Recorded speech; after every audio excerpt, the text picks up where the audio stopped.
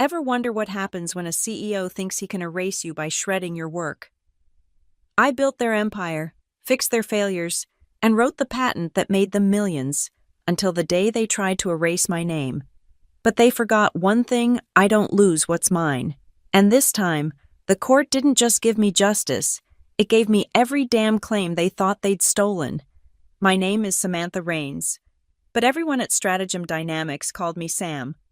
At 35, I'd spent the last decade of my life buried in code, algorithms, and neural networks, building the invisible architecture that made our AI security system the industry's gold standard. I was the ghost in the machine, the one who turned midnight oil into million-dollar contracts, whose fingerprints were all over our flagship product, but whose name appeared nowhere in the company's glossy marketing materials. That Tuesday morning started like any other. I arrived at our Denver office at 6:45 a.m., beating even the most ambitious junior developers by at least an hour. The 20th floor was still dark except for the server room's perpetual glow and the automatic lights that flickered on as I made my way to my corner workspace. Not a corner office; those were reserved for people like Victor Altman, our CEO, who'd probably roll in around 10 after his morning golf session. I'd just settled in with my third cup of coffee, debugging a particularly nasty vulnerability in our latest update, when I noticed the conference room lights were on. Strange. The executive meetings weren't scheduled until Thursday. Through the glass walls, I could see Victor's unmistakable silhouette, tall, lean, that practiced gesticulation he'd perfected during his MBA at Wharton. He was surrounded by suits I didn't recognize. Investors, probably. We'd been courting Series D funding for months. Something made me minimize my code window and pull up our internal security feed. It was a system I'd designed myself, ostensibly for protecting our intellectual property from corporate espionage. The irony of what I was about to witness wasn't lost on me later. The audio was muffled, but I could make out fragments. Victor was in full pitch mode, his voice carrying that particular brand of tech bro enthusiasm that made my skin crawl. Then I heard it, my name. Not in the context I expected, not as the lead engineer or the system architect. No, he was talking about his breakthrough in adaptive threat detection, his innovation in predictive security algorithms. My hands froze over the keyboard. The patent. He was talking about my patent. I turned up the audio feed, my heart hammering against my ribs. One of the investors, a silver-haired woman in a navy suit, was examining a document.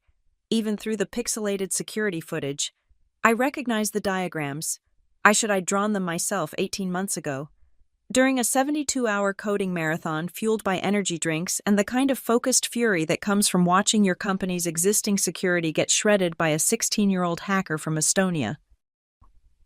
The beautiful thing about this patent, Victor was saying, his hands carving shapes in the air, is that it's completely proprietary. We own every line of code, every algorithm, every implementation detail. It's our moat against the competition. The pronouns burned like acid in my throat. But what happened next transformed my simmering anger into something colder, more dangerous. Victor walked to the corner of the room where we kept the secure filing cabinet. He pulled out a thick manila folder. I knew that folder. It contained my original handwritten notes, my initial sketches, the first proof of concept I'd presented to the board 2 years ago when Victor was still trying to pivot us into blockchain technology. He held it up like a trophy. "This is where it all started," he said, his voice dripping with false modesty. "Sometimes the best ideas come at 3 in the morning. You know." 3 in the morning, I almost laughed. He wouldn't know 3 in the morning if it bit him in his Brooks Brothers suit, but I knew 3 in the morning intimately.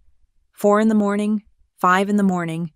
I knew every godforsaken hour of the clock because I'd spent them all in this office, building the very thing he was now claiming as his own. Then he did it, with a theatrical flourish that would have been comical if it weren't so devastating. Victor fed the folder into the industrial shredder beside the cabinet. The machine whirred to life, reducing 2 years of my work into confetti. "Can't be too careful about corporate security," he joked, and the investors laughed. They actually laughed. I sat in my chair, watching my life's work disappear into ribbons, feeling something inside me shift and harden. They thought they were destroying evidence. They thought they were erasing me from my own story. But Victor had made a crucial mistake, one that would cost him everything he'd forgotten who built the security system he was using to conduct his little performance. Every word, every gesture, every damning second was being recorded in full HD, uploaded to my personal encrypted server, a safeguard I'd built into the system that even our IT department didn't know about. It was my insurance policy, though I'd never imagined I'd need it for something like this. The meeting continued for another 40 minutes. I watched Victor sign documents, shake hands, promise delivery dates for technology he couldn't build without me. I watched him sell my soul for what he casually mentioned was a modest valuation of $420 million. When the investors finally left, Victor remained in the conference room, pouring himself a scotch from the bottle he kept for special occasions. He stood at the window, looking out over downtown Denver, probably imagining his face on the cover of TechCrunch, king of the mountain, master of the universe. He had no idea that 50 feet away, separated by some glass and false confidence, sat the woman who was about to bring his kingdom crashing down. I saved the video file in 3 separate locations, then calmly returned to debugging. My code had never looked clearer. Every line, every function, every comment I'd meticulously documented over the years, it all belonged to me in ways Victor couldn't even comprehend. He might have shredded the paper, but the patent itself, that was filed under my name 23 months ago, long before Stratagem Dynamics ever thought to claim ownership. The ghost in the machine was about to become very, very visible. The email arrived at 2:17 p.m. the following Friday, sandwiched between a reminder about the company potluck and a security update I'd pushed earlier that morning. The subject line was deliberately vague. Strategic restructuring meeting, mandatory attendance. I knew what was coming. The security footage from Tuesday's investor meeting was still burning a hole in my encrypted drives, but I'd forced myself to wait, to watch, to let them make their moves first. Victor had been avoiding eye contact all week, while our HR director, Patricia Morse, had suddenly developed an intense interest in my well-being, stopping by my desk with painted smiles and questions about my work-life balance. The meeting was scheduled for 3:30 p.m. in the small conference room on the 19th floor, not the glass-walled showcase where Victor had performed his little shredding ceremony, but the windowless box we usually reserved for firing people. They weren't even trying to be subtle. I spent the hour before the meeting backing up everything, not just my code or my documents, but every email, every Slack message, every timestamp showing my late-night commits, 10 years of digital DNA. Proof that I hadn't just worked at Stratagem Dynamics, I had been Stratagem Dynamics. When 3:30 arrived, I walked into that airless room to find the full firing squad assembled. Patricia from HR, her assistant Marcus with his laptop ready to process my termination. Victor lounging in his chair like this was just another Friday afternoon, and the special guest Richard Steinberg from legal, a man who billed $800 an hour to make problems disappear. "Sam, please, have a seat," Patricia began, her voice dripping with the kind of false empathy they must teach in HR certification courses. "We appreciate you making time for this important discussion." I sat down, placing my phone face up on the table where they could see it, not recording, just present. A subtle reminder that I wasn't walking into this ambush unarmed. Victor cleared his throat. "Sam, first, I want you to know how much we valued your contributions to Stratagem Dynamics over the years." The past tense wasn't lost on me. Valued, like I was already a memory. Patricia slid a folder across the table. "As you know, the tech industry is facing significant headwinds. We're having to make some difficult decisions about strategic resource allocation." Strategic resource allocation. They couldn't even say the word layoff without wrapping it in corporate doublespeak. I opened the folder. The first document was a separation agreement, complete with a severance package that was insulting for someone who'd built their entire technology stack, 2 months' pay, and COBRA benefits. They'd given more to the sales director who'd lasted 6 months before flaming out. But it was the second document that made my blood run cold. A comprehensive intellectual property transfer agreement, retroactively assigning every piece of code, every innovation, every idea I'd ever had while employed at Stratagem to the company. And there, highlighted in yellow for my convenience, was a non-disclosure agreement so broad it would effectively erase my entire career. "This is pretty standard stuff," Richard said, his voice smooth as oil. "Just ensuring a clean transition for everyone involved." I looked up at Victor. He was studying his manicure, unable to meet my eyes. "Clean transition," I repeated. "Is that what we're calling it?" "Sam," Patricia interjected, "we know this is difficult. Change always is. But we're confident you'll land on your feet. Someone with your talents." "My talents?" I couldn't help the laugh that escaped. "The same talents that built the AI system you just valued at $420 million. The room went silent. Victor's jaw tightened. Richard leaned forward slightly, a predator sensing danger. "I'm not sure what you're referring to," Richard said carefully, "but I should remind you that any work product created during your employment belongs to the company. Yes, I'm familiar with the standard tech employment contract." I pulled out my own folder, though I didn't open it yet. "But here's the interesting thing about patents. Richard, they have to be filed by the actual inventor, and they have to be assigned properly, with documentation, legal documentation." Victor finally looked at me. "What are you implying?" "I'm not implying anything. I'm stating a fact. The patent for the adaptive threat detection system was filed 23 months ago. Under my name, as the sole inventor." I tapped my folder. "I have the filing receipts right here. Never assigned it to the company. Never signed it over. Technically, Stratagem Dynamics has been using my intellectual property without a license for almost 2 years. The color drained from Patricia's face. Marcus stopped typing. Richard's $800 an hour composure cracked just enough for me to see the calculation happening behind his eyes. That's impossible," Victor sputtered. "You were employed by us. Everything you created." "Everything I created on company time, using company resources, within the scope of my employment, yes, but I filed that patent on my own time, using my own resources. Before I ever presented the concept to Stratagem, I was trying to protect the idea while I figured out the best way to implement it. Funny how corporate lawyers never think to check the actual patent filing dates, isn't it?" Richard recovered first. "If what you're saying is true, and I'm not saying it is, then we need to resolve this misunderstanding immediately. I'm sure we can come to an arrangement that benefits everyone." "An arrangement?" I leaned back in my chair. "Like the arrangement where Victor told investors he invented my system, like the arrangement where he shredded my original documentation in front of witnesses." The room went arctic. Victor's face had progressed from pale to a fascinating shade of purple. "I don't know what you think you heard," he began. "I don't think anything. I know. I have it all on video, every word, every gesture, even the part where you joked about knowing what 3 a.m. looks like." I stood up, gathering my folder. "But here's the thing, I'm not unreasonable.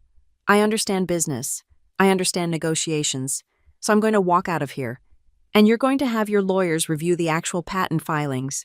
Then we're going to have a very different conversation about who owns what." Patricia found her voice.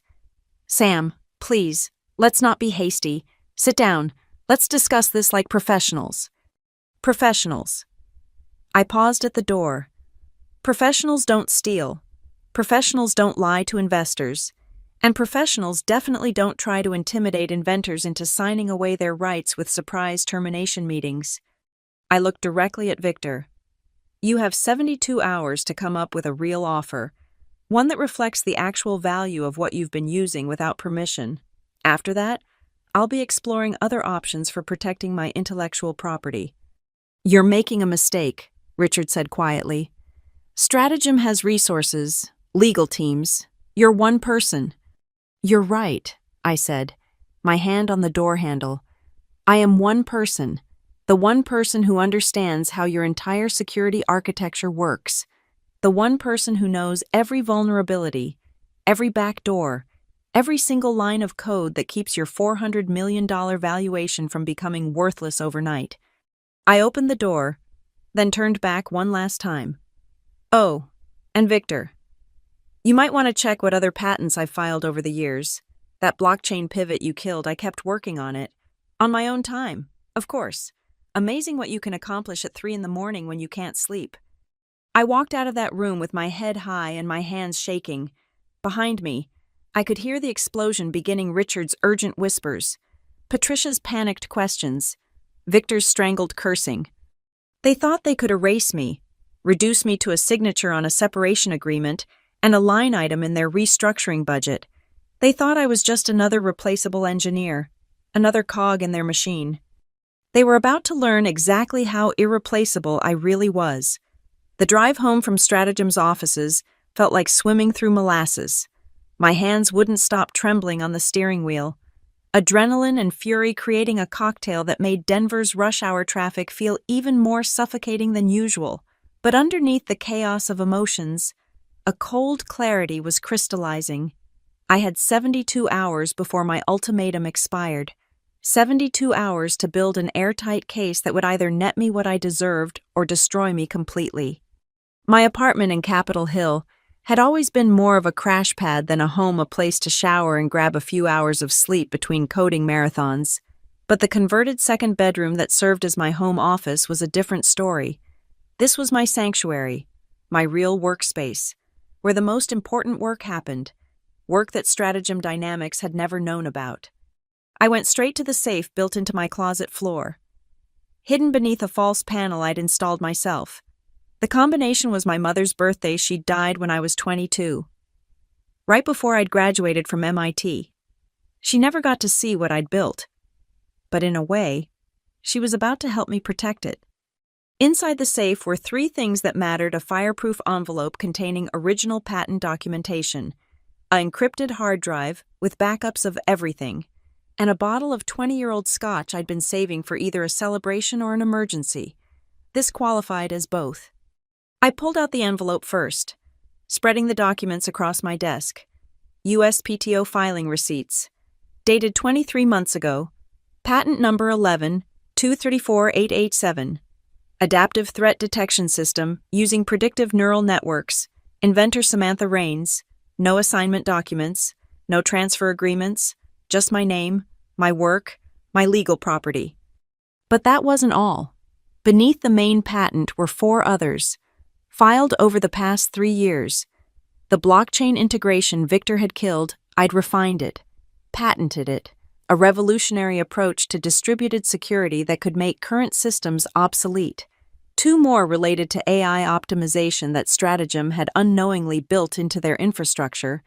They'd been using my unlicensed work like a foundation, building their house on land they didn't own.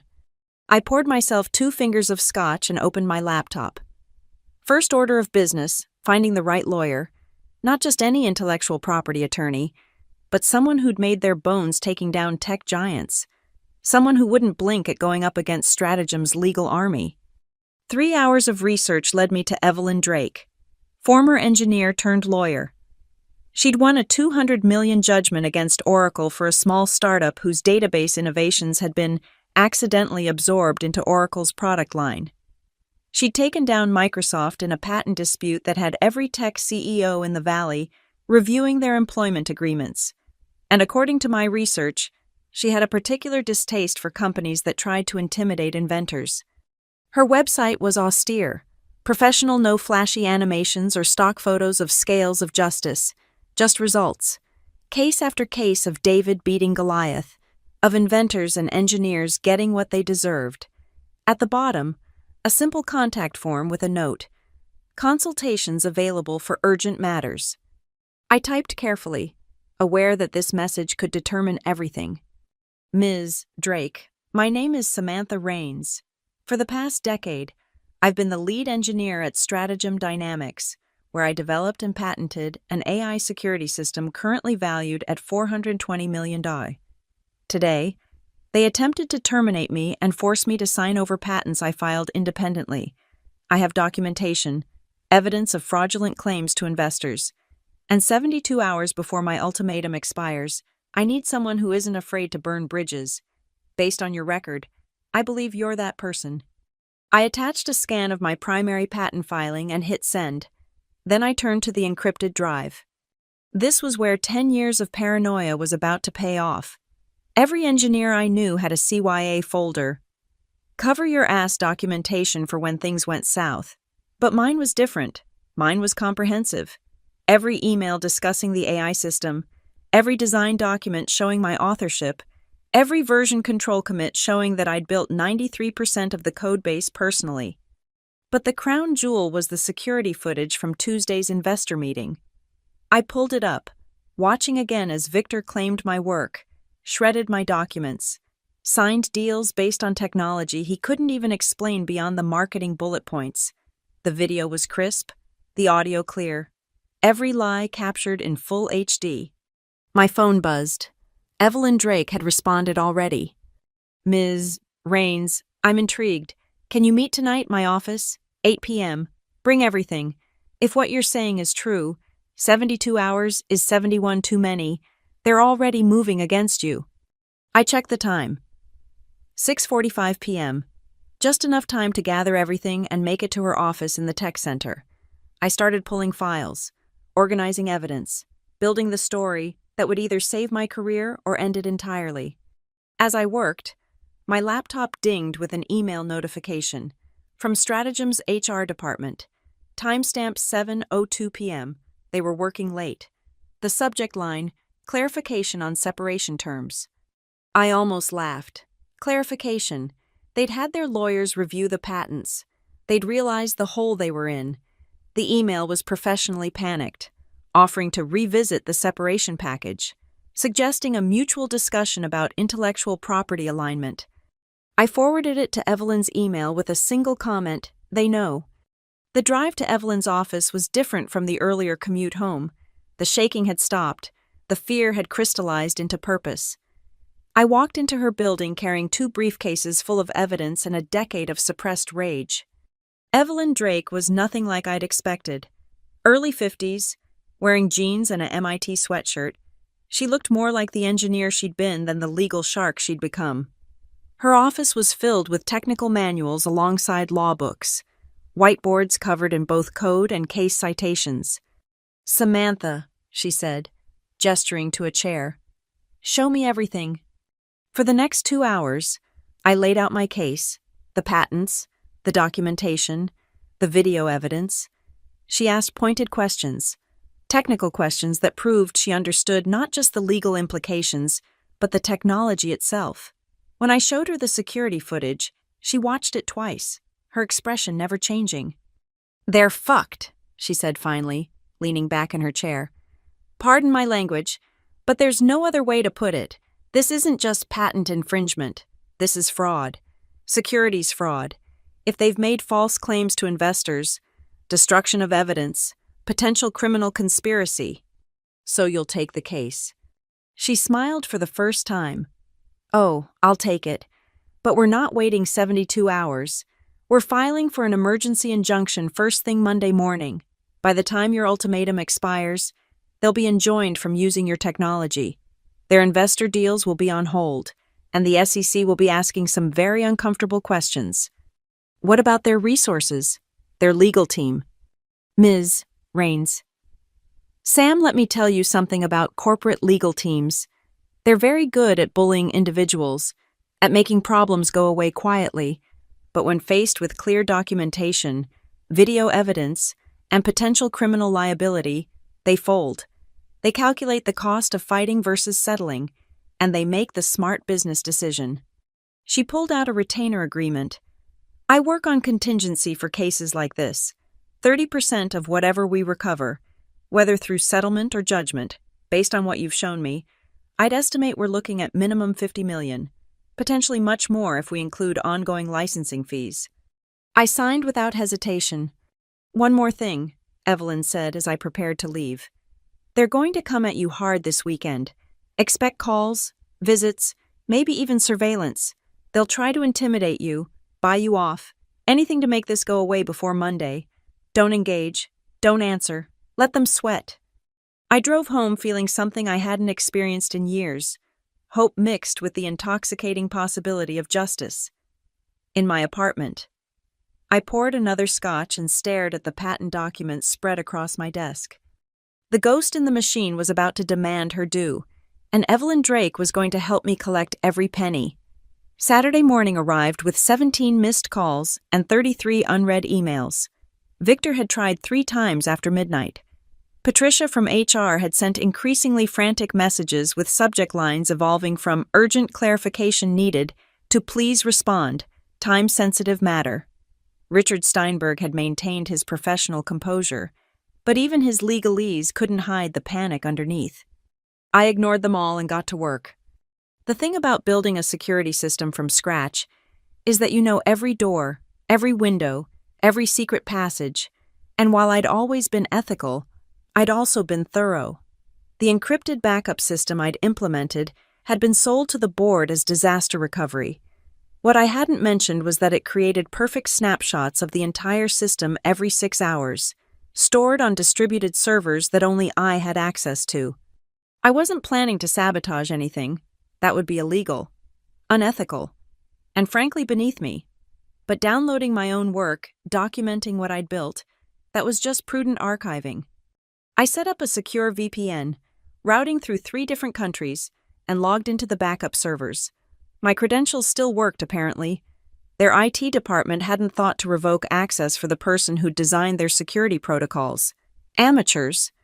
The download would take hours, terabytes of code, documentation, commit histories, design specifications, 10 years of digital archaeology that would prove beyond any doubt who had built what. While the files transferred, I turned my attention to something equally important: the paper trail.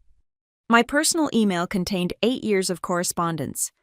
I'd been careful, always using my personal account for anything related to my independent work. There were emails to patent attorneys from 2 years ago, asking about filing procedures, receipts for filing fees paid from my personal credit card, correspondence with the USPTO that predated any involvement from Stratagem.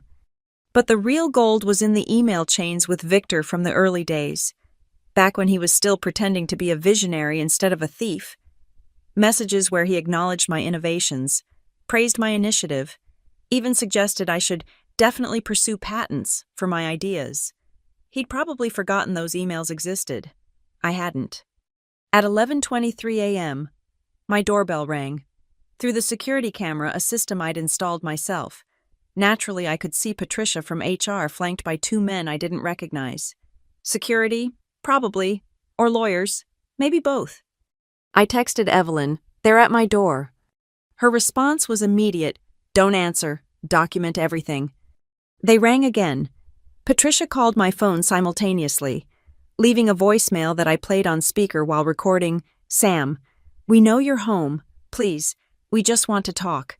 This has all been a terrible misunderstanding. Mr. Altman is prepared to make a very generous offer. Please, just give us 5 minutes." Generous. Now I was worth generosity. Not when I was working 18-hour days building their product, but now that I'd revealed I actually owned it. They stayed for 20 minutes, alternating between ringing the doorbell and making calls. I documented it all: screenshots of calls, recordings of voicemails, photos through my security system, evidence of harassment, should we need it. After they left, I returned to my digital excavation. The backup download was at 60%.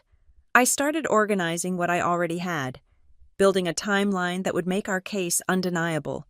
Every piece of code was tagged with metadata timestamps, authorship, version control information. It told a story. Samantha Raines, working alone, building something revolutionary. At 2:47 p.m., I made a discovery that changed everything. Buried in server logs from 18 months ago was a series of database queries I didn't recognize.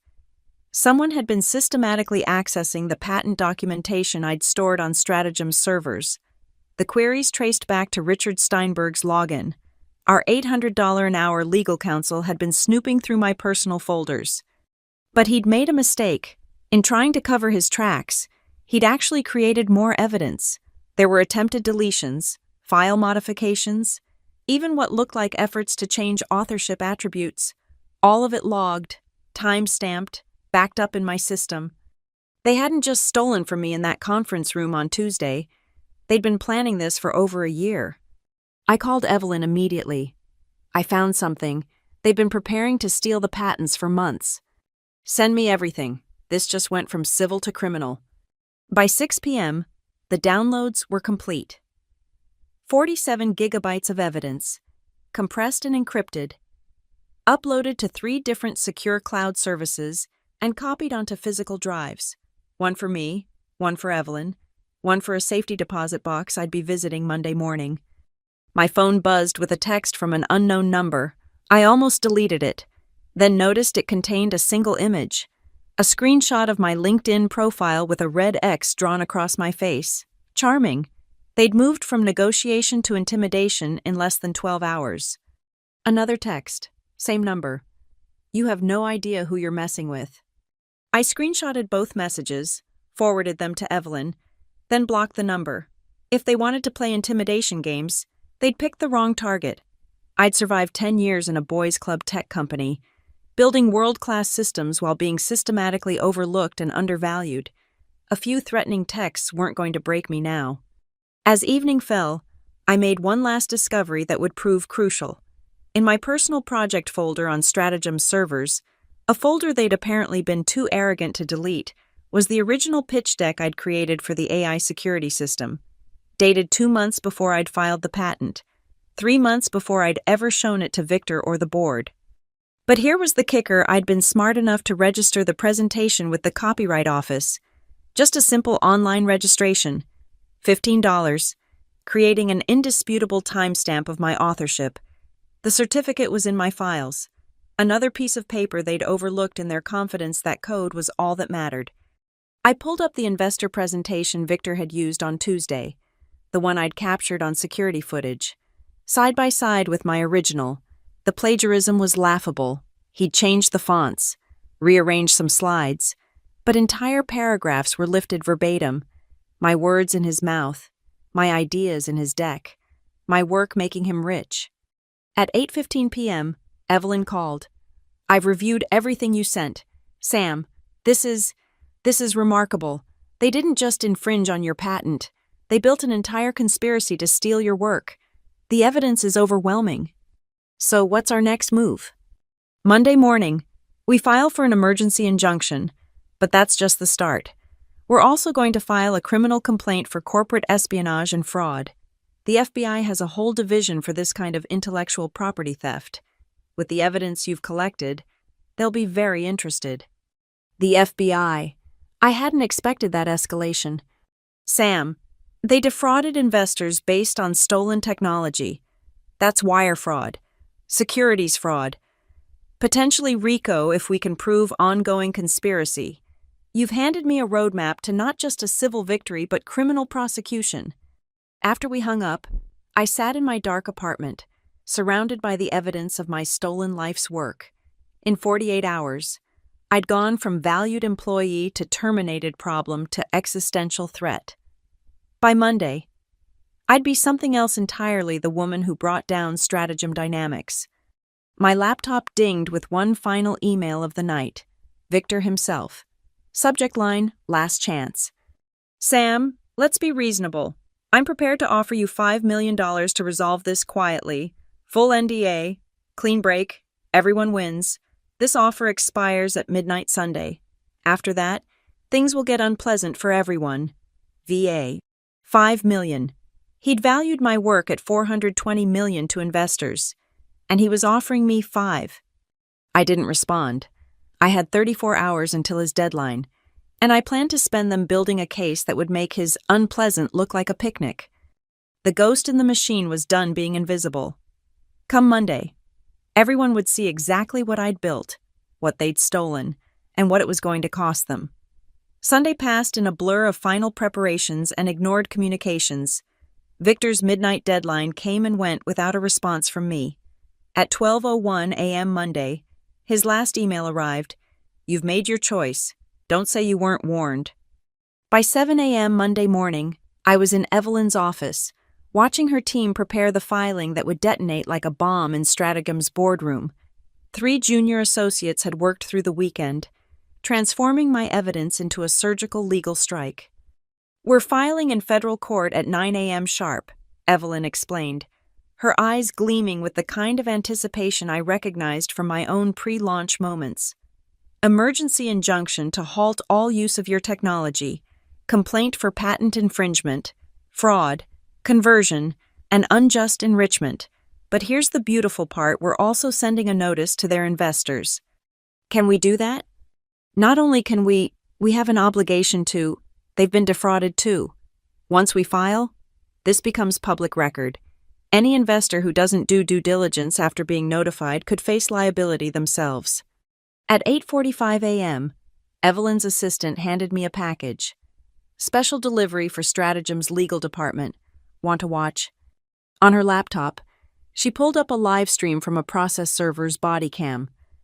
I watched him walk into Strategum's gleaming lobby, past the security desk I'd badged through thousands of times, up to the 20th floor. The receptionist's face when she saw the court documents was priceless confusion melting into alarm as she realized what she was holding. "Richard Steinberg, please, these require immediate attention." By 9:30 a.m., my phone was melting down. Calls from numbers I didn't recognize, texts from former colleagues, even a few reporters who'd somehow already gotten wind of the filing. I ignored them all except one, a text from Marcus, Patricia's assistant, who'd always been decent to me. "Holy shit. Sam, Victor's losing his mind. Emergency board meeting called. Investors are already asking questions. Stay strong." I smiled.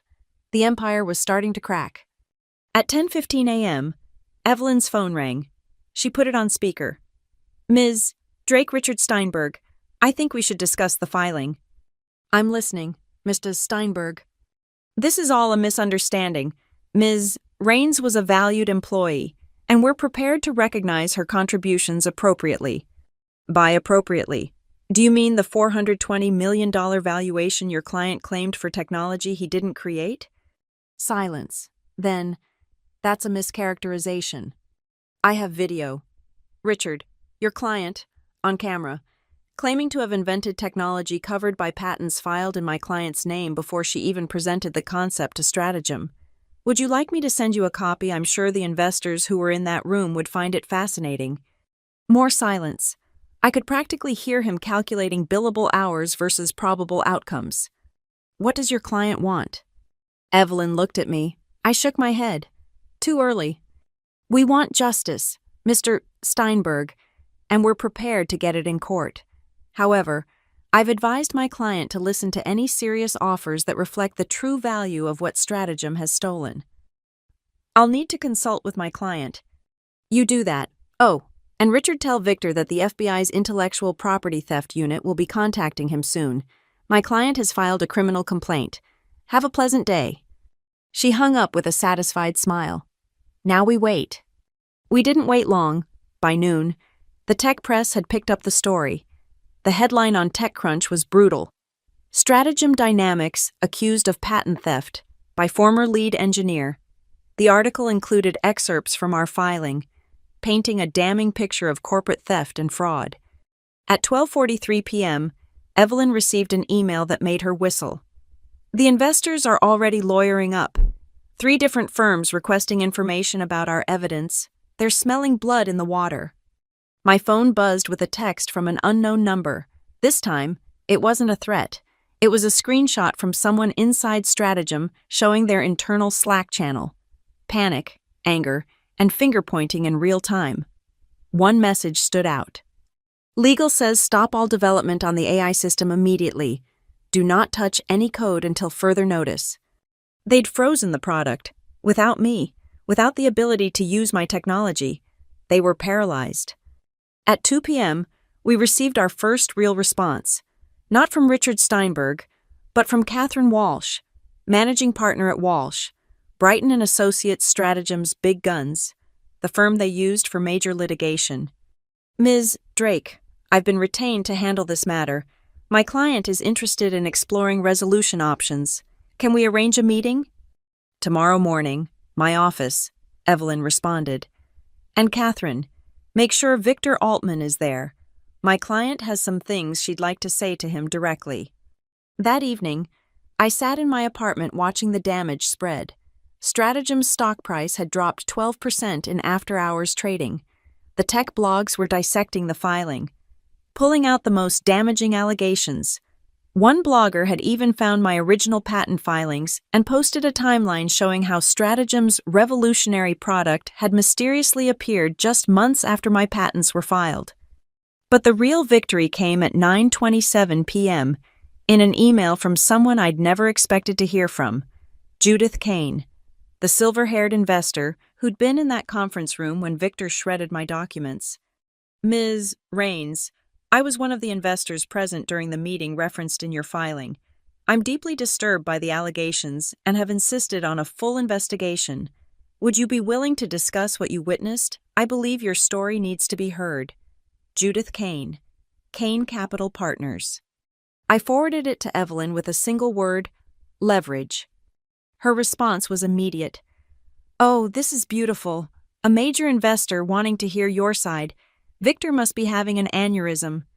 As Monday drew to a close, I pulled up the security footage one more time, watched Victor's confident performance, his casual destruction of my work, his lies flowing like water. 24 hours ago, he'd been threatening to make things unpleasant for me. Now his company was in free fall. His investors were circling like sharks, and his entire fortune was built on a foundation of theft that was crumbling beneath him. I poured myself a glass of the good scotch, the 20-year-old stuff from my safe, and made a toast to the empty room, to transparency, to documentation, and to every engineer who's ever been told their work wasn't worth recognition. Tomorrow, I'd face Victor across a conference table. Tomorrow, we'd negotiate the price of theft. But tonight, I savored the beautiful asymmetry of power, how quickly the invisible can become undeniable when armed with the truth. The ghost in the machine had revealed herself, and she'd brought receipts. Tuesday morning arrived wrapped in Denver's typical May sunshine, but the atmosphere in Evelyn's conference room was pure November. Victor Altman sat across from me for the first time since that ambush in Stratagem's windowless termination chamber. The contrast was striking. Gone was the casual arrogance, the studied nonchalance. His face looked like he'd aged 5 years in 5 days. Catherine Walsh sat beside him, immaculate in charcoal Armani, her expression giving away nothing. Richard Steinberg was there too, relegated to note-taking duties, his $800 an hour prestige dimmed by the presence of bigger legal guns. Shall we begin?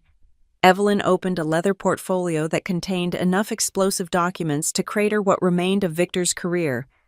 My client has instructed me to listen to any reasonable offers that acknowledge both the theft of her intellectual property and the deliberate fraud perpetrated against investors. Catherine didn't waste time with pleasantries. We're prepared to offer Ms. Rains $20 million for full assignment of the patents and a comprehensive release of all claims.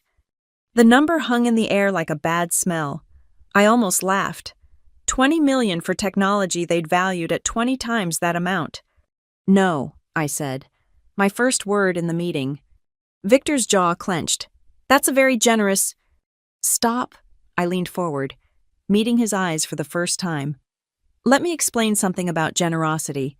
Victor, generosity was working 18-hour days to save your company when the Estonian hackers broke through. Generosity was building an entire AI architecture while you were playing golf with investors. Generosity was staying silent when you took credit for my work in every board meeting for 2 years. Sam, I'm not finished. You stood in that conference room last Tuesday and told investors you invented my system. You shredded my documentation like it was garbage. You tried to erase me from my own creation. So no, Victor, $20 million isn't generous. It's insulting. Catherine interjected smoothly. Ms. Rains, I understand emotions are running high, but we need to focus on practical resolutions. Litigation could take years, cost millions, and the outcome is never certain. Evelyn smiled, sliding a document across the table. Actually, the outcome seems quite certain. This is an email from Richard here. dated 18 months ago, showing systematic access to Ms. Raines's personal files containing patent documentation. Your client didn't just steal recently, they've been planning this theft for over a year. Richard's face went pale. Catherine's expression finally cracked, showing a flash of surprise before reassembling into professional composure. There's more, I added. Every line of code in your AI system contains my digital signature, comments, variable naming conventions, architectural decisions that are as unique as fingerprints. Your own version control system shows I wrote 93% of the code base. How do you plan to explain that to a jury? Code can be rewritten, Victor said desperately. We can rebuild. With what? I interrupted. You fired me. Remember who's going to rebuild it? The junior developers who can barely understand the surface layer, the contractors who don't have security clearance for the core modules. Face it, Victor, without me, you don't have a product. You have 47 gigabytes of code you don't understand running on architecture you can't modify. Catherine raised a hand, calling for calm. What does your client want, Ms. Drake? Evelyn looked at me. This was my moment. Full recognition as sole inventor. My name on every patent, every product, every piece of documentation. Licensing fees of 20% of all revenue derived from my technology. Retroactive to the first implementation. That's approximately $84 million for past use, plus ongoing royalties. And Victor issues a public statement acknowledging the true origins of the technology. Victor shot out of his chair. Absolutely not. I won't. Sit down. Mr. Altman, Catherine commanded with the kind of authority that explained her hourly rate. He sat. She studied me carefully. The public statement that could damage Stratagem's reputation irreparably. Like trying to steal an employee's life work doesn't. I pulled out my phone, showing them the screen. I have a meeting scheduled with Judith Kane this afternoon. She's very interested in hearing about what really happened in that conference room. I also have calls scheduled with TechCrunch, the Wall Street Journal, and 3 other investors who were considering Series D funding. That's extortion, Richard sputtered. No, Evelyn corrected. That's transparency. My client is under no obligation to keep quiet about the truth, unless, of course, a satisfactory agreement is reached. Catherine requested a recess. As they filed out, Victor stopped at the door, turning back to me. For a moment, the mask dropped completely, and I saw something I'd never seen before: fear. Why are you doing this, Sam? We built something great together. No, Victor, I built something great. You built a lie, and now you're going to pay for it. They were gone for 40 minutes. When they returned, Catherine's expression told me everything they were ready to deal. $60 million for past use, 15% ongoing royalties, full recognition as inventor on all patents and products. Mr. Altman will issue a statement calling it a regrettable oversight that's been corrected. In exchange, Ms. Raines signs a standard non-disparagement agreement. I looked at Evelyn, who nodded slightly. It was less than I'd asked for, but more than they'd wanted to give. The recognition was what mattered most: my name, my work, acknowledged at last. One more thing, I said. I want access to the codebase to ensure proper attribution in all documentation. I won't modify anything, just update the credits. Victor looked like he'd swallowed glass, but Catherine agreed. As we finalized the details, my phone buzzed with a news alert. Someone had leaked the story to additional outlets. The headline on Ars Technica read, David versus Goliath. Female engineer forces tech company to admit patent theft. By the time we'd finished negotiating the finer points, Stratagem's stock had dropped another 8%. The board was in emergency session, and Victor Altman, the visionary CEO who'd built an empire on stolen foundations, was watching it all crumble. We signed a preliminary agreement with full documentation to follow within 72 hours. As I stood to leave, Victor made one last attempt. Sam, I'm sorry. I got caught up in the pressure, the investors, the growth targets. I forgot who really built this. I paused at the door, considering his words. Then I thought about all the nights I'd spent alone in that office, building his dreams while he took the credit. No, Victor, you didn't forget. You just thought I didn't matter enough to remember. That was your real mistake. Walking out of that conference room, I felt lighter than I had in years. In my pocket, my phone was buzzing with messages journalists, headhunters, VCs who suddenly wanted to know what I was building next. The ghost in the machine had stepped into the light, and she was just getting started. The preliminary agreement was just paper until the storm hit. Within hours of leaving Evelyn's office, I watched from my apartment as my David versus Goliath story transformed into a Silicon Valley feeding frenzy. By 3 p.m. Tuesday, someone, a disgruntled employee, a board member smelling blood, or maybe just someone who believed in karma, leaked the full security footage to TechPulse. Not just clips or screenshots, but the entire 43-minute investor meeting where Victor claimed my invention while shredding my work. My phone hadn't stopped buzzing. Evelyn called first. "Sam, have you seen TechPulse?" I pulled up the site. The headline screamed, "Exclusive Video Stratagem CEO Caught Red-Handed in Patent Theft Scheme." Below it, crystal clear footage of Victor's performance, complete with subtitles highlighting every damning quote. The view counter was climbing by thousands every minute. "This wasn't us," I told Evelyn. "I know, but it's a gift. Catherine Walsh just called. They want to accelerate the final agreement. Full terms, signing tomorrow morning if possible." The video spread like wildfire. Twitter exploded with #Justice for Sam trending nationally within 2 hours. LinkedIn became a battlefield of tech professionals sharing their own stories of stolen credit and corporate theft. Someone created a meme of Victor shredding documents with the caption, "Deleting your career, Exy." By 5 p.m., CNBC picked up the story. I watched. Surreal as a news anchor discussed my case while Victor's photo hung beside a stock chart showing Stratagem's 22% single-day collapse. The Chiron read, "Tech CEO faces fraud allegations after video leak." Then came the interview that changed everything. Judith Kane, the silver-haired investor from that fateful meeting, appeared on Bloomberg Technology. When asked about the video, she was devastating in her precision. "I was in that room. I watched Mr. Altman claim sole invention of technology that, as we now know, was patented by Samantha Raines. We based a $420 million valuation on representations that were fundamentally false. Kane Capital is reviewing all legal options." The interviewer pressed, "Are you suggesting criminal fraud?" "I'm stating facts. Investors were deliberately misled. Documents were destroyed. A brilliant engineer was not just overlooked but actively erased. Draw your own conclusions." My email inbox exploded.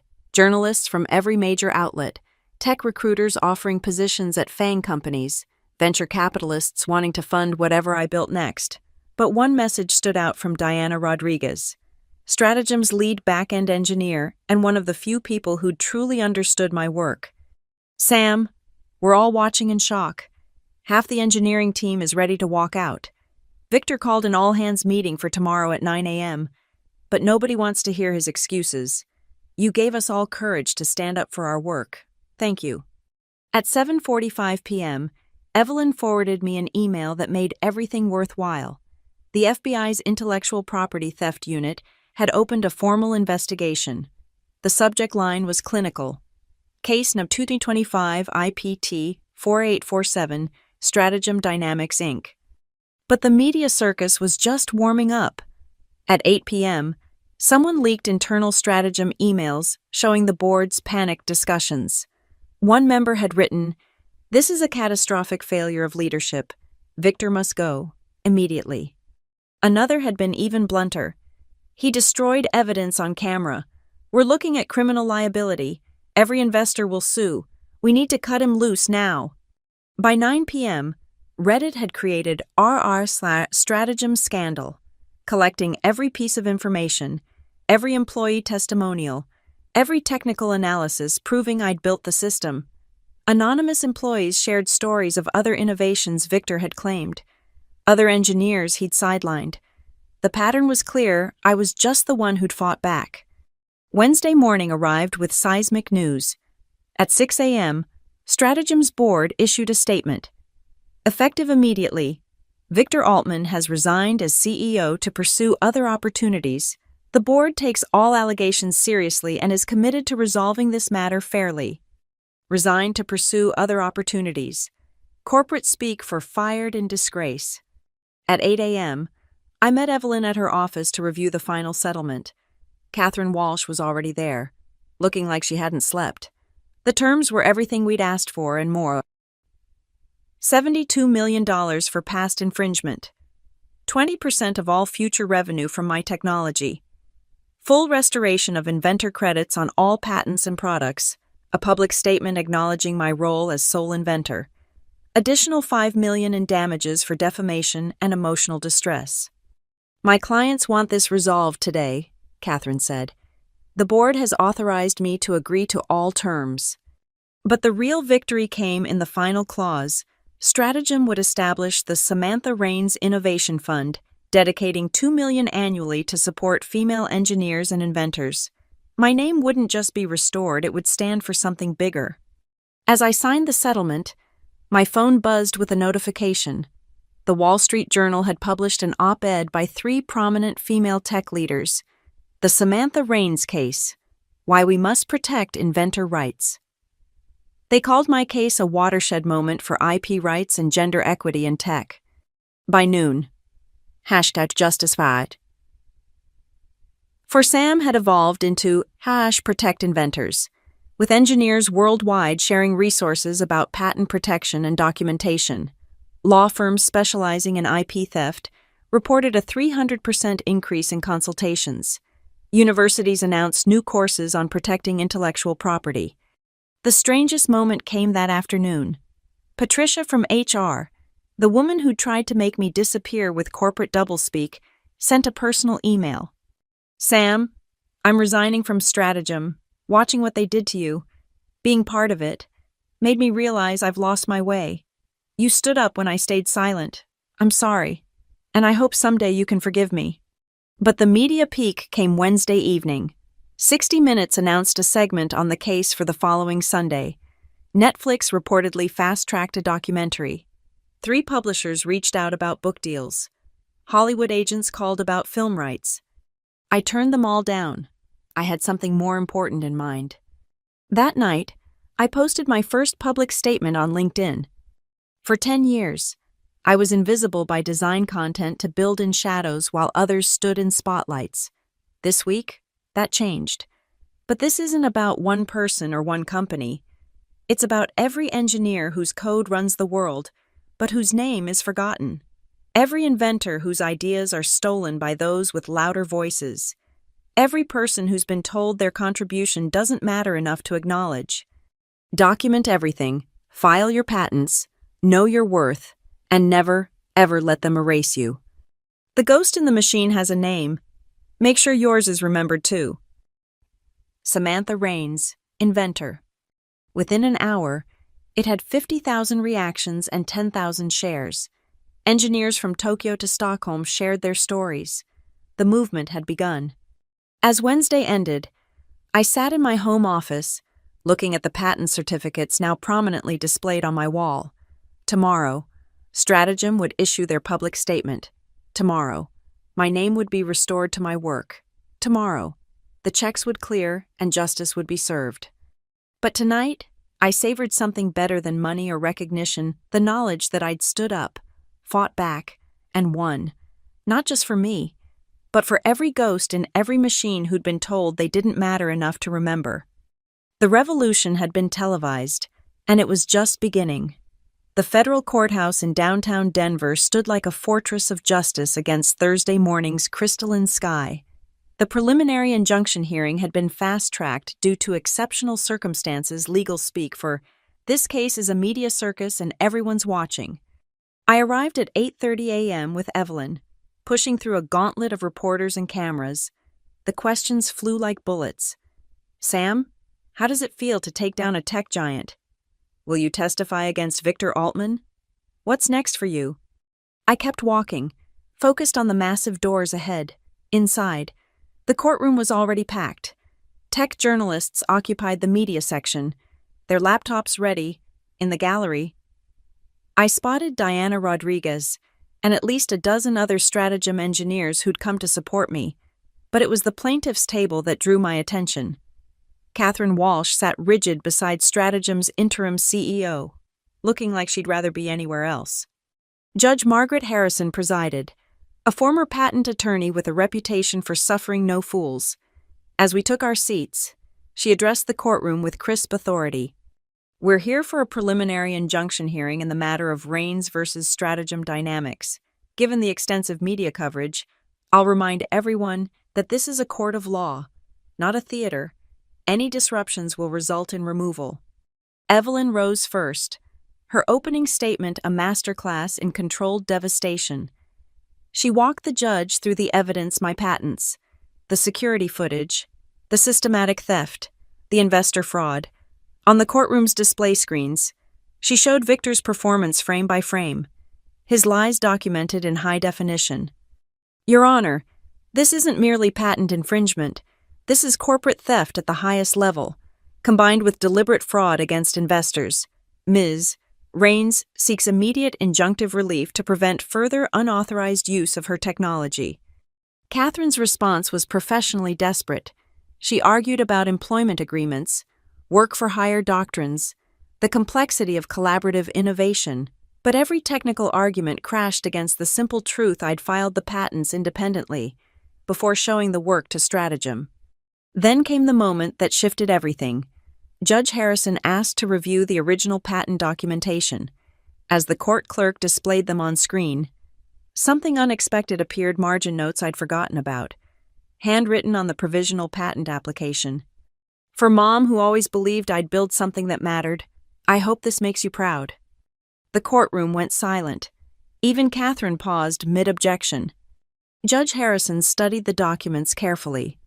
Ms. Walsh, your client destroyed physical evidence of Ms. Raines's work. This is captured on video. They then attempted to claim sole inventorship of technology clearly patented by Ms. Raines. Can you explain how this represents anything other than willful infringement? Catherine tried, but her heart wasn't in it. The evidence was too overwhelming, the theft too blatant.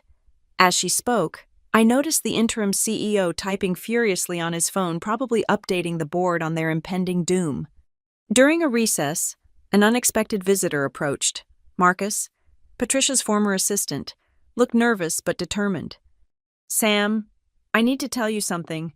After you left, I found more files. Patricia had me archive everything from your personal folders before they tried to delete them. I made copies. He handed me a flash drive. There's something else: emails between Victor and Richard from 2 years ago, planning how to transition the patents to company ownership. They knew all along. I passed the drive to Evelyn, who plugged it into her laptop. Her eyes widened as she scanned the contents. When court resumed, she requested permission to submit additional evidence. Judge Harrison agreed. The emails were damning beyond belief. Victor discussing how to phase Sam out once we have what we need. Richard advising on legal strategies to claim inventorship. Patricia documenting plans to restructure my role after the patents were secured. Judge Harrison's expression hardened with each revelation. When Evelyn finished, the judge turned to Catherine. Ms. Walsh, I've seen corporate malfeasance in my courtroom, but rarely this premeditated. Does your client have any explanation that doesn't involve admitting to conspiracy? Catherine requested another recess. When they returned 20 minutes later, she looked defeated. Your Honor, in light of the evidence presented, Stratagem Dynamics agrees to the preliminary injunction and wishes to discuss immediate settlement of all claims. But Judge Harrison wasn't finished. Ms. Walsh, this court is granting not only the injunction, but referring this matter to the U.S. Attorney's Office for criminal investigation. The deliberate destruction of evidence and fraud upon investors requires prosecution. The gavel came down at 11:47 a.m. Complete victory. As we gathered our materials, the courtroom erupted. Reporters rushed out to file stories. The Stratagem engineers applauded, actually applauded as I walked past. Diana Rodriguez caught my arm. We're done with them. Sam, 14 of us are resigning today. We want to know whatever you build next. Can we be part of it? I looked at these brilliant engineers who'd watched my public humiliation and chosen to stand with me anyway. Let's talk next week. I have some ideas. Outside the courthouse, Evelyn and I faced the media properly this time. She handled the legal questions while I addressed the larger implications. This case proves that documentation matters, that patents matter, that standing up for your work matters. No company, no matter how powerful, has the right to steal from its employees. Today's ruling sends that message clearly. A reporter from TechCrunch asked the question everyone wanted answered. What's next for you, Sam?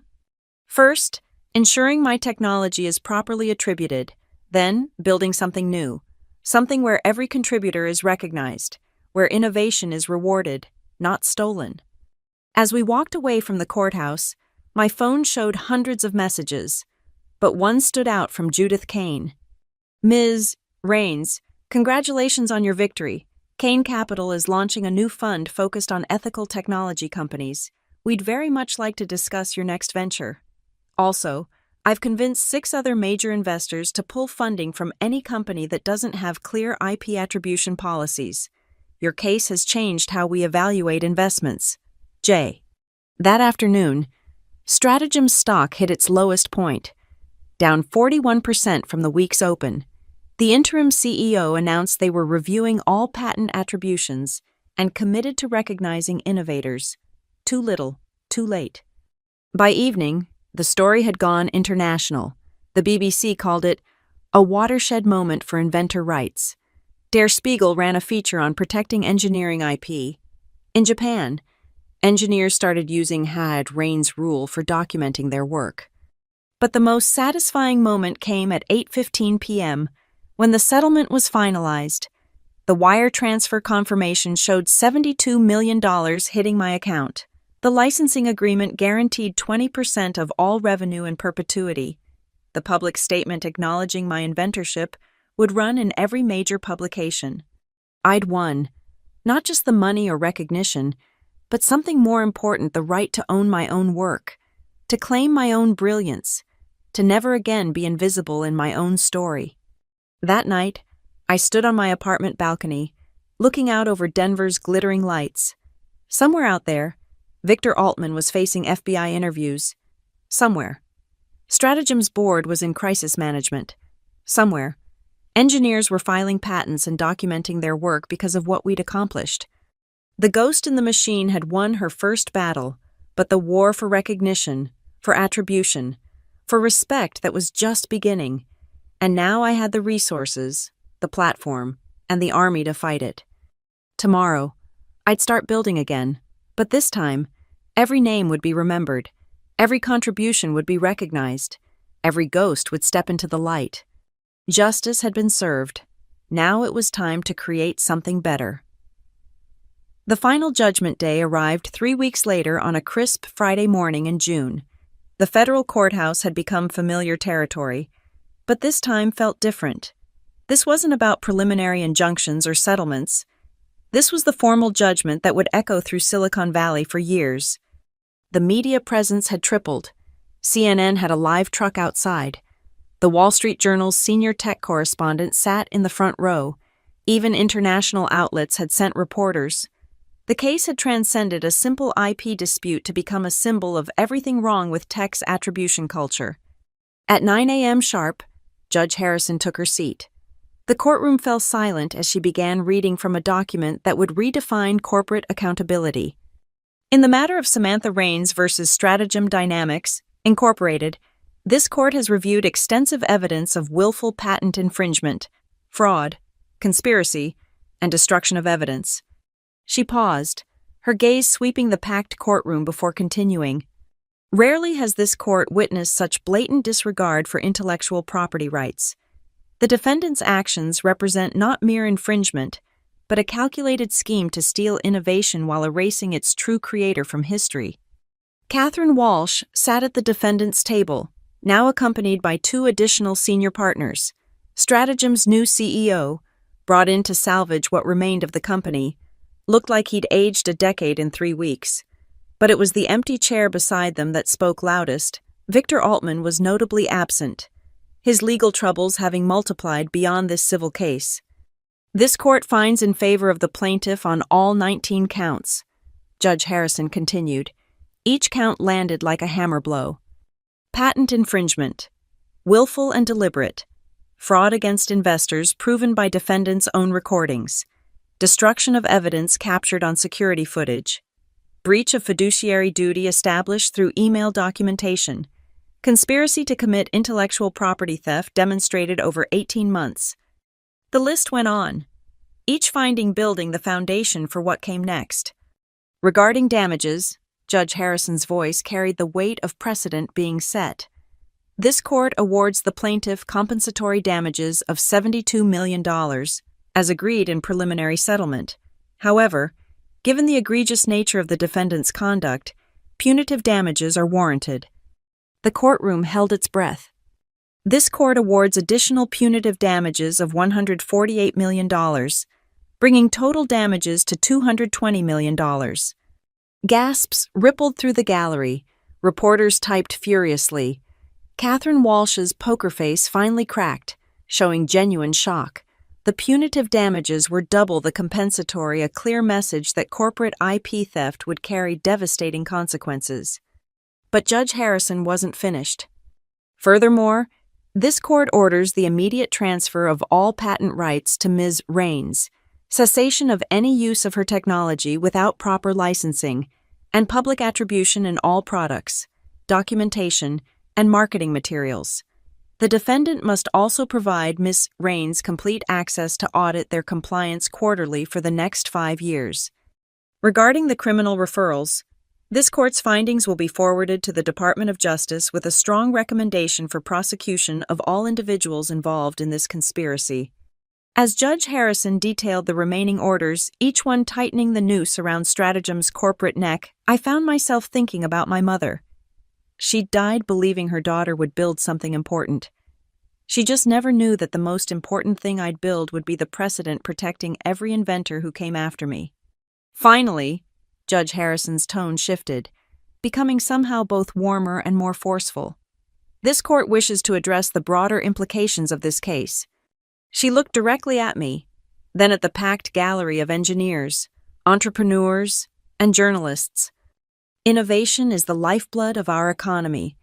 When corporations steal from their inventors, they poison that blood. When they erase creators from their own creations, they undermine the very foundation of progress.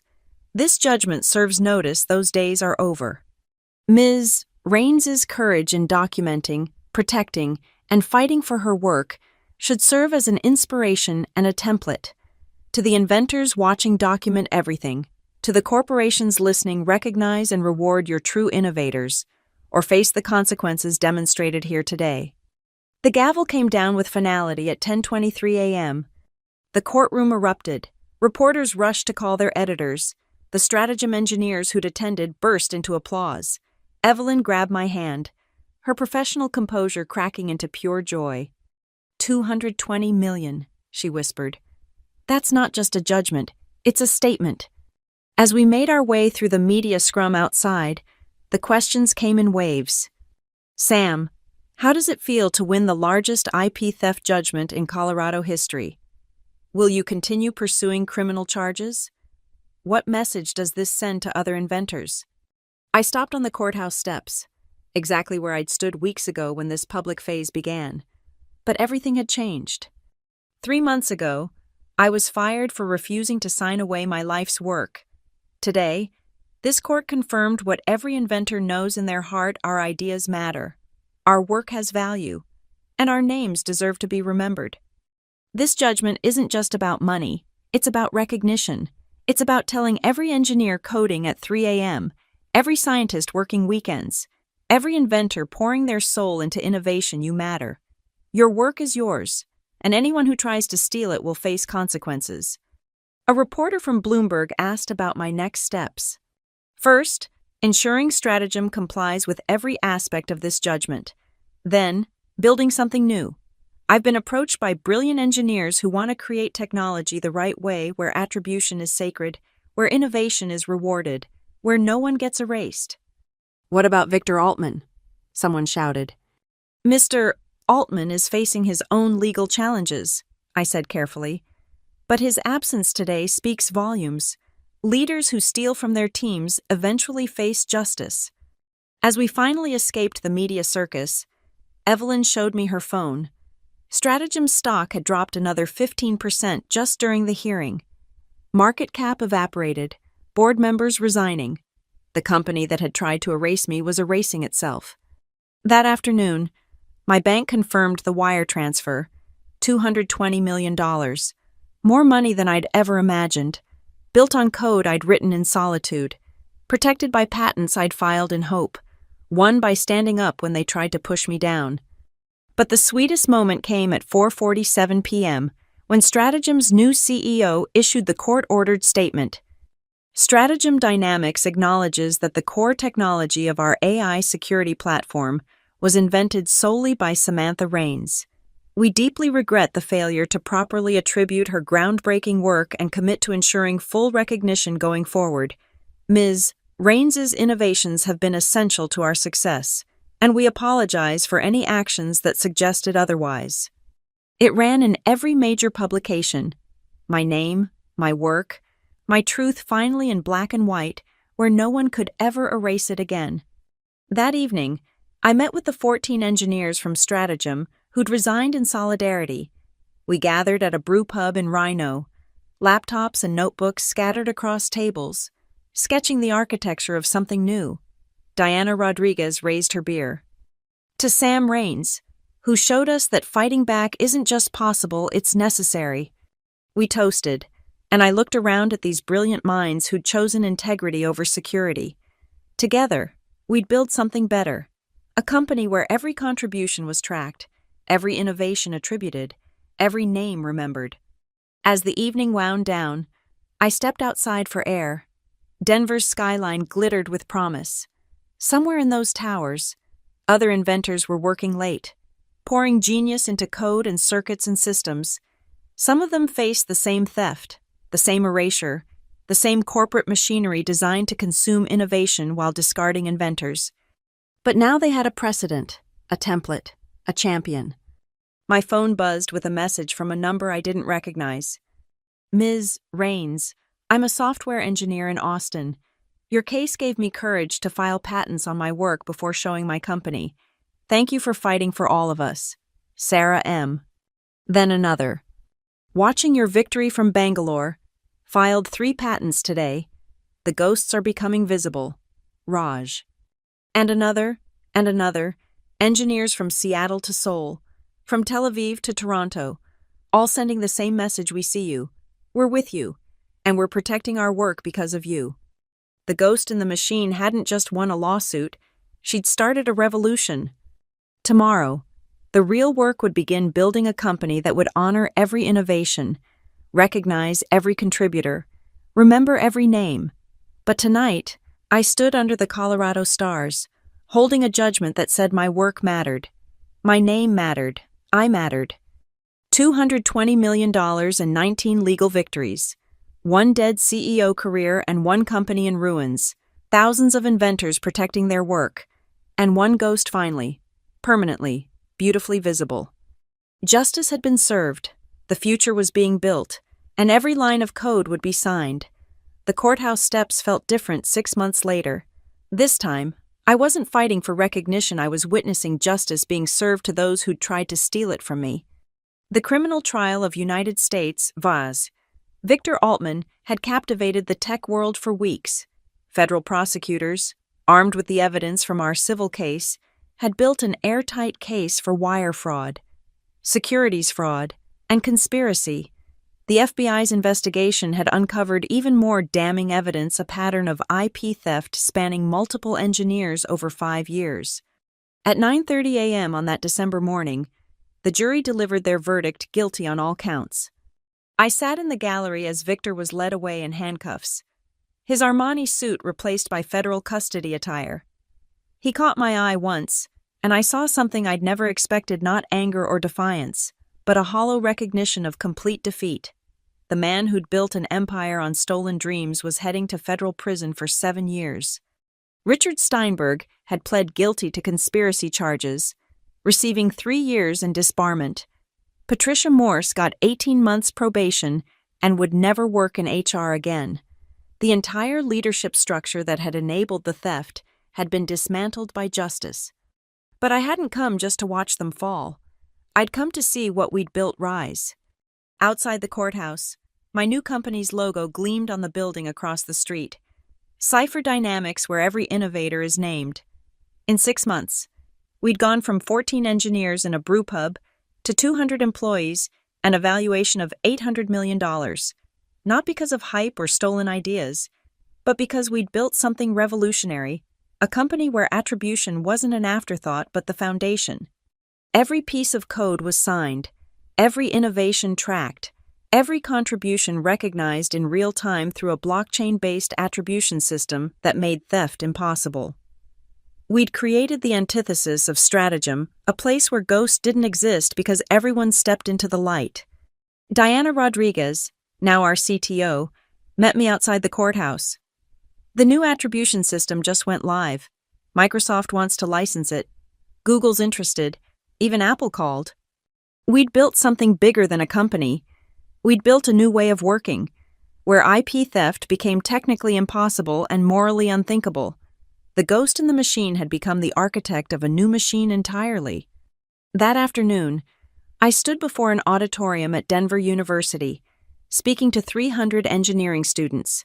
The invitation had come from their Women in Technology group, but the audience was diverse young minds, hungry to build the future without repeating the past's mistakes. 3 years ago, I was where you are now, I began. Brilliant, driven, and completely naive about how easily corporations can erase your contributions. I built technology worth hundreds of millions and watched my CEO claim he invented it. But I'm not here to tell you a cautionary tale. I'm here to tell you how to make sure it never happens to you. I walked them through the practical steps: how to document work, when to file patents, why personal backups matter, how to recognize the warning signs of IP theft. But more importantly, I shared the vision of what we were building: a tech ecosystem where innovation was sacred and inventors were celebrated. You're entering an industry I'm helping transform, I told them, where your commits will be cryptographically signed, where your innovations will be blockchain verified, where any company that tries to steal from you will face not just legal consequences, but technological impossibility. The questions came fast and passionate. These students had grown up watching tech leaders claim credit for their team's work. They were ready for something different. As the session ended, a young woman approached, probably 19, wearing a worn MIT hoodie that reminded me of my own college days. Ms. Rains, I've been working on an AI algorithm for medical diagnosis. My professor wants me to publish under his name as lead author. After hearing your story, I know what to do. I'm filing a provisional patent tomorrow. One saved, thousands more to go. That evening, we held Cipher Dynamics' first attribution ceremony. Every month, we publicly recognized every innovation, every breakthrough, every line of elegant code, names on plaques, bonuses tied to commits, patent filings celebrated like product launches. Judith Kane attended as our lead investor, her belief in ethical technology having helped fund our explosive growth. You've created more than a company, she told the assembled team. You've created a movement. Every startup in our portfolio is adopting your attribution model. The entire industry is changing because one engineer refused to be erased. As I took the stage for closing remarks, I looked out at the faces of brilliant engineers who'd never fear being ghosted. Behind them, a wall displayed our core principle in letters 3 feet tall. Every innovator named, every contribution counted, every ghost made visible. We've built something our industry said was impossible, I said. A profitable tech company that puts attribution above everything. We've proven you don't need to steal to succeed. You just need to recognize the brilliance already in your building. The celebration continued past midnight, but I slipped out to the balcony. Denver sparkled below, its tech district bustling with startups adopting our attribution standards. Somewhere out there, in offices from Silicon Valley to Seoul, Engineers were committing code with their names proudly attached, protected by systems we'd pioneered. My phone buzzed with a notification from our attribution system. Your patent number 11234887 has generated 4.7 MB in licensing revenue this month. Thank you for building the future. Samantha Raines. Not erased, not forgotten, not ghosted, named, recognized, and compensated for every innovation. I thought about that conference room 3 years ago, where Victor had shredded my work while claiming my invention. He was in a federal cell now, his empire dissolved, his name synonymous with corporate theft. Meanwhile, I stood atop a building bearing technology I'd created, leading a company transforming how innovation was valued, my name literally written in patents, products, and precedent. The ghost in the machine hadn't just become visible. She'd rebuilt the entire machine to ensure no inventor would ever be invisible again. As I watched the city lights twinkle like synapses in a vast neural network, I whispered a promise to every coder working late, every engineer fighting for recognition, every inventor documenting their dreams. Your work matters, your name matters, and now, finally, the system ensures both are protected. The war for attribution wasn't over. It never would be. But we'd won the crucial battle, set the precedent, built the tools, and proven that ghosts could not only become visible, but could illuminate the path for others. From the shadows to the courthouse to the C-suite to the history books, from ghost to guardian, from erased to unforgettable. My name is Samantha Raines. I built something they tried to steal, and then I built something they couldn't. The end. Thank you so much for listening to this story of justice and innovation. I'd love to know where you're listening from. Drop a comment below, and let's connect. Share our thoughts about Sam's incredible journey. If this story of fighting for recognition resonated with you, please subscribe to the channel and hit that like button. And if you really want to help more people discover this story, hit the hype button to boost this video's reach. Together, let's ensure every innovator's story is heard and every ghost in the machine becomes visible.